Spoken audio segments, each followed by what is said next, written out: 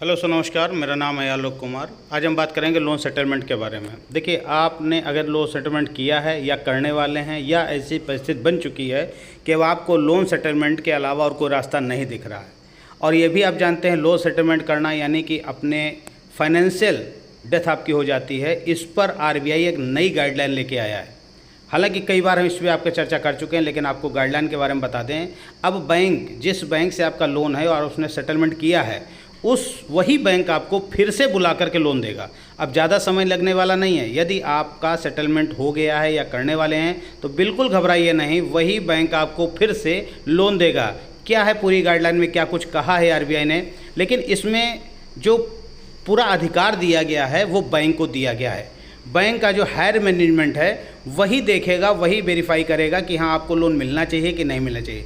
अभी तक देखना ये होता है कि बैंक के साथ आपके ताल्लुकात कैसे रहे। बैंक में आपने लोन लिया, उसकी किस्त टाइमली दी। अब कुछ कारण ऐसा आ गया, कारण आप सभी जानते हैं कि अभी जो महामारी आई उसके कारण बहुत से लोगों का व्यापार समाप्त हुआ और वो पैसा देने में असक्षम रहे। अब बैंक उनको 13(2) की नोटिस भेज रहा है, लीगल नोटिस भेज रहा है, लीगल एक्शन के लिए धमकाया जा रहा है। तो आरबीआई ने ये सब देखा और देखते हुए ये देखा कि जो लोन सेटलमेंट अगर करने को तैयार है, अब लोन सेटलमेंट कैसे होगा? लोन सेटलमेंट बैंक आपको सामने से ऑफ़र करेगा। ये आरबीआई ने कहा है कि आप बहुत जल्द जो लोन सेटलमेंट होने वाले हैं, जिन्होंने अभी तक लोन नहीं दिया है और जिनको 6 महीने या 1 साल हो गया है, उसके लिए बैंक जो है कंप्रोमाइज़ सेटलमेंट का ऑप्शन लेके आए। कंप्रोमाइज सेटलमेंट क्या होता है? कंप्रोमाइज सेटलमेंट होता है कि जो आपका लोन है उसका ओवर ड्यूज वगैरह चार्जेस सब हटाकर जो प्रिंसिपल अमाउंट है उसमें भी कहीं ना कहीं काफ़ी कुछ कम करके, जैसा कि हम बताते हैं 20 से 25% पे भी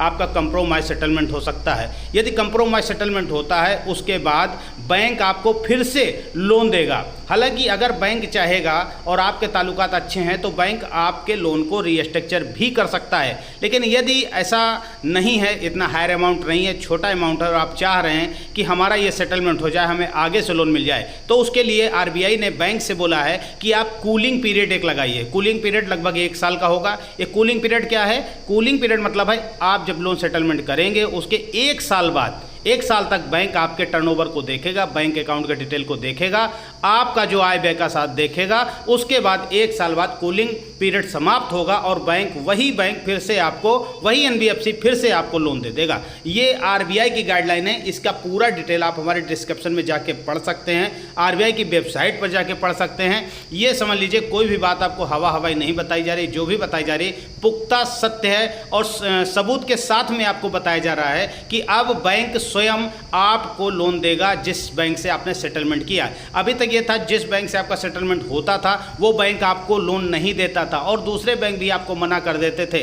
लेकिन मैंने आपको बताया था तरीका, किस तरीके से आप अगर सेटलमेंट करने के बाद आपका सिविल स्कोर तो गिर ही जाना है, क्रेडिट स्कोर तो गिर ही जाना है, उसको कैसे अपडेट करेंगे, उसमें 2 से 3 साल 4 साल लगता था। लेकिन ये आरबीआई की गाइडलाइन आने के बाद ये हुआ है कि ठीक 1 साल बाद भी आपको वही बैंक, सेम बैंक आपको फिर से लोन दे सकता है। लेकिन ये पूरा जो लोन दिया जाएगा इसके लिए बैंक का हायर मैनेजमेंट ही इसका जिम्मेदार होगा, वही देखेगा कि आपको देना है कि नहीं देना है। ये एक अपडेट था जो कि एक लोन धारक के लिए, लोन डिफ़ाल्टर के लिए, या जिनके खाते में लिख दिया गया है बिलफुल डिफ़ाल्टर, जिनको बैंक ने डिफ़ाल्टर घोषित कर दिया या राइट ऑफ कर दिया गया है, वो भी सेटलमेंट करा सकते हैं। अब सेटलमेंट कहाँ से कराना है? जब तक आपके पास लोक अदालत से नोटिस नहीं आता है तब तक आप सेटलमेंट के लिए तैयार ना हो, क्योंकि लोक अदालत में जब आप जाएंगे तो आपका जो लोन है वो लगभग 80% तक माफ़ हो जाएगा और 20 से 25% में आपका सेटलमेंट हो जाएगा। उसके ठीक 1 साल बाद जो कूलिंग पीरियड समाप्त होगा वही बैंक आपको फिर से आगे से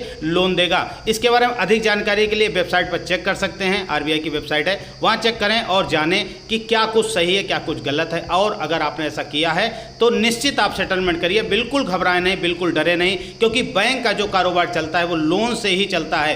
बैंक जब लोन बांटता है उसी से उनकी सैलरी बनती है, उसी से उनका रेंट बनता है, सब कुछ उसी से होता है। तो बैंक किसी न किसी रूप में आपको लोन देगा ही देगा, इसलिए आप बिल्कुल निश्चिंत रहें। वीडियो में बने रहें। अगर वीडियो अच्छा लगा लाइक करें, शेयर सब्सक्राइब करें। जय हिंद, जय भारत।